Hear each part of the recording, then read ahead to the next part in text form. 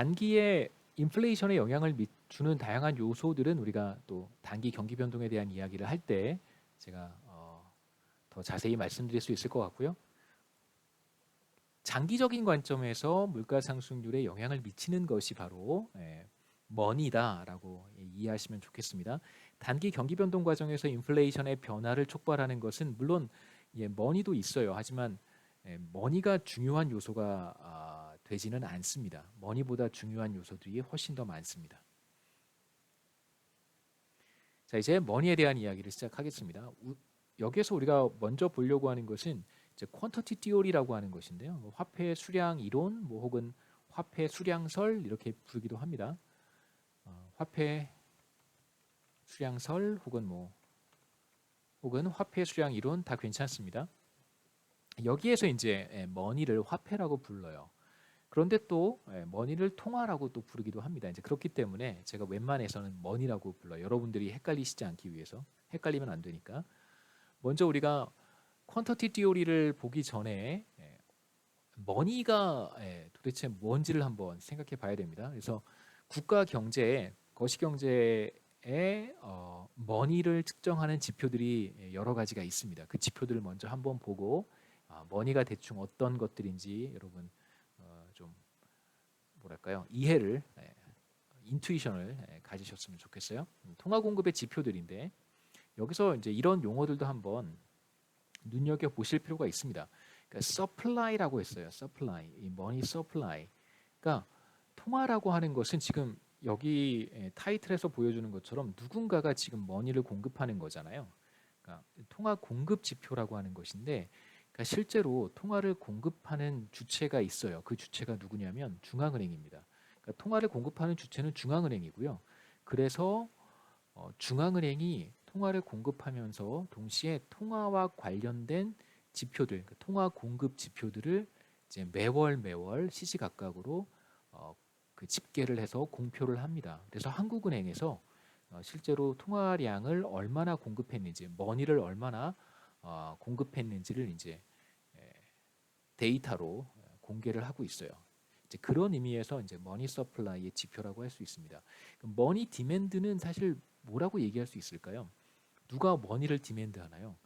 화폐를 혹은 통화를 머니를 디맨드하는 사람들은 일반적으로 뭐 가게라든가 하우스홀드라든가 혹은 기업이라든가 혹은 정부라든가 이런 주체들이 머니를 디맨드하겠죠. 왜냐하면 거래를 위해서 필요할 수도 있고 다양한 이유가 있을 거예요. 머니를 필요로 하는 다양한 이유가 있을 텐데 머니 디맨드에 대한 지표는 우리가 공표하지 않습니다.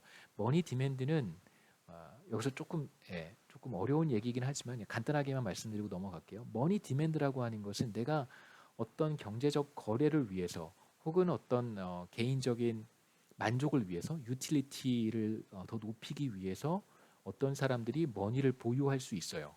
거래적 동기일 수도 있고요. 혹은 예비적 동기일 수도 있고요. 뭐 다양한 동기에 의해서 머니를 보유할 수 있습니다. 그것은 각자가 기업이면 기업, 가게면 가게가 선택하는 문제이기 때문에 우리가 그것을 지표로 만들어서 공개하기는 매우 어려워요. 그래서 우리가 통화와 관련된 머니와 관련된 지표들은 이제 공급 측면의 지표만 수집을 해서 공개를 하게 됩니다. 먼저 머니 지표를 한번 보시죠. 우리나라에서는 머니라고 하는 것을 본원 통화와 이제 M1 이걸 협의의 통화라고 하고요. 이제 M2를 광의 통화. 협의는 이제 좁은 의미의 통화. 그다음에 M2 광의의 통화는 이제 좀 넓은 의미의 통화 이런 뜻입니다. 그다음에 LF가 금융기관의 유동성이고요. 그다음에 L이 바로 광의의 유동성이다. liquidity라는 뜻입니다. L은 이렇게 이제 다양한 지표로 측정을 하는데요. 점점 커지는 거예요. 그래서 가장 작은 단위의 지표가 총량 개념으로 이게 다 얼마 원화로 표현하거든요. 이제 현금 통화가 뭐 얼마 원화로 표현합니다. 정확한 숫자가 기억이 안 나서요. 보시면 2020년 2월 말 이게 가장 최근 데이터인데 현금 통화가 얼마냐면 이렇게 대략 116조 원 이게 바로 현금 통화입니다. 이렇게 화폐 단위로 우리가 측정할 수 있어요. 한국은행에서 측정을 합니다. 이게 바로 현금 통화가 가장 그 규모가 작은 것이고요. 총량으로 봤을 때 가장 작은 지표고, 이거보다 조금 더 큰 지표가 본원 통화인데, 본원 통화에는 우리가 지금 본 현금 통화, currency in circulation이라고 얘기를 합니다. 다시 한번 이따가 설명을 해드릴게요.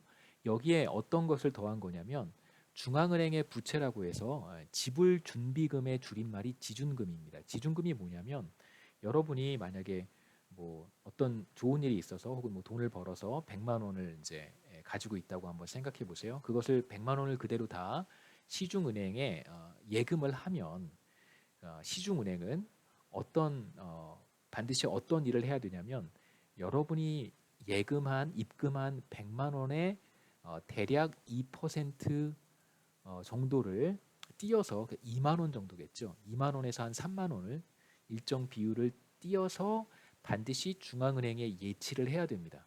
그게 바로 2% 제가 말씀드린 2%가 지준율이라고 해요. 그래서 중앙은행은 반드시 죄송합니다. 시중은행은 반드시 고객들이 여러분들이 예치하는 금액의 지준율만큼을 반드시 중앙은행에 예치해야 됩니다. 왜 그러냐면요. 뭐 다양한 이유가 있을 수 있는데 이제 가장 대표적인 이유는 갑작스럽게 그 고객들이 은행에 와서 이제 자신이 예치한 돈을 한꺼번에 인출해 갈 수 있잖아요. 그 대량 인출 사태가 나타날 수 있습니다. 그걸 우리가 보통 뱅크런이라고 하는데요. 가장 먼저 달려가서 이제 은행에 달려가서 자신이 예치한 자신의 이제 예금을 찾아가는 것이죠. 이제 만약에 그런 일이 발생할 경우에 대비해서 중앙은행이 이제 일부를 뭐 어떤 나라에 따라서 이게 7, 8%씩 되는 나라도 있습니다. 그래서 이걸 이제 일부를 중앙은행이 가지고 있다가 필요할 경우에 다시 시중은행한테 돌려주는 것이죠. 이게 바로 중앙은행의 부채입니다. 언젠가는 다시 시중은행에게 돌려줘야 되는 돈이기 때문에 그렇습니다. 네, 뭐 사실은 중앙은행의 부채, 지불 준비금만, 지준금만 중앙은행의 부채는 아니고요. 우리가 지금 시중에 돌아다니는 모든 돈이 중앙은행의 부채예요, 부채. 잘 생각해 보세요. 그 화폐라고 하는 건 여러분 지갑에 가지고 있는 모든 화폐는 머니는 다 한국은행이라고 찍혀 있잖아요. 그게 뭐냐면 한국은행이 빚을 졌다는 뜻입니다. 그러니까 한국은행에서 화폐를 발행을 하려면 반드시 뭘 해야 되는 거예요?